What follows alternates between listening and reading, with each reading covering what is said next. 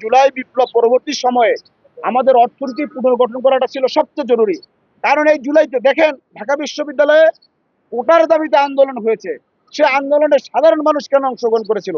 কারণ সাধারণ মানুষের অর্থনৈতিক অবস্থা খুবই খারাপ ছিল, মানুষ বিক্ষিপ্ত ছিল, মানুষ খেতে পারত না।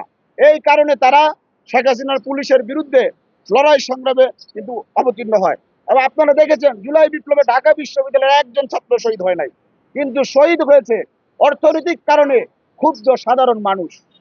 ফলে জুলাই বিপ্লবের পরে সরকারের প্রথম দায়িত্ব হওয়া উচিত ছিল কি? অর্থনীতি পুনরুদ্ধার করা। এবং সেই অর্থনীতি পুনরুদ্ধার না করে আপনারা জানেন ৩.৪৯% প্রবৃদ্ধির হার হয়েছিল এই এই আপনার ডক্টর ইউনূস সরকারের সময়। দেশের অর্থনৈতিক অবস্থা সম্পূর্ণ স্থবির হয়ে গেছে। এই অবস্থায় এখন যে নতুন বিএনপি সরকার আসছে, আমরা বিএনপি সরকারকে বলবো সবার আগে দায়িত্ব হচ্ছে অর্থনীতি পুনরুদ্ধার করা। অর্থনীতি পুনরুদ্ধার করতে হবে।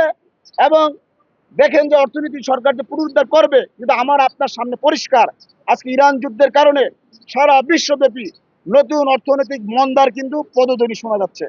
আপনারা আন্তর্জাতিক পেপার পত্রিকা পড়লে দেখবেন সব উন্নত দেশগুলো আশঙ্কা করছে বেকারত্ব বাড়বে, ইনফ্লেশন বাড়বে, মুদ্রাস্ফীতি বাড়বে, খাদ্য মূল্য বেড়ে যাবে, জ্বালানি মূল্য বেড়ে যাবে। এই অবস্থায় বাংলাদেশ মূলত একটা জাতীয় সংকটের ভিতর দিয়ে যাচ্ছে।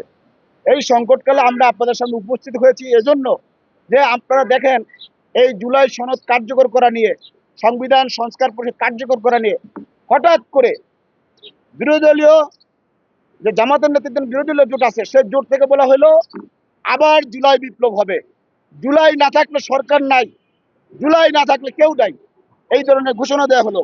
আমাদের ছাত্র বন্ধুরা পর্যন্ত তারা কিন্তু লাগাতার বলেই যাচ্ছেন সরকার থাকবে না।